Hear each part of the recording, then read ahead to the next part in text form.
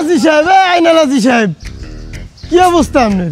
আলহামদুলিল্লাহ, আমার তো অবস্থা ভালো। তার তোমার জাকাতের কি খবর? জাকাত?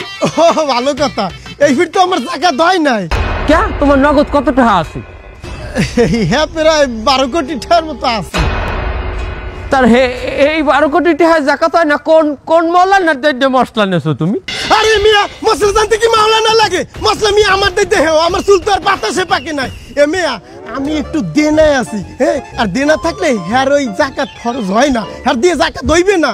তা তোমার তো লোনের কোনো দরকার আছিল না, তুমি তো ব্যবসায় কোথাও ইনভেস্ট করবে না, লোনটা নিলা কিসের জন্য? এ মিয়া হনু, জীবনে একটু চালাক না হইলে চলা যায় না।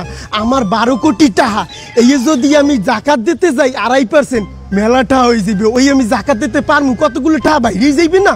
এই জন্য বুদ্ধি করি একটা লোন নিছি, জাকাত ভ্যানিশ হয়ে গেছে। ডাক্তার ইউনূস নোবেল দিয়েছে কেটা? নোবেল তো ওরে দেওয়া উচিত।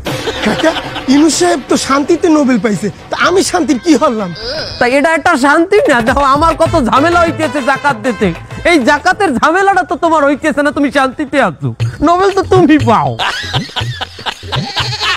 যে পরের বছর আমিও যদি তোমার না এরকম একটা লোনের বাটপারি করি, আমারও জাকাত মৌকুফ হয়ে যাবে, কি কও?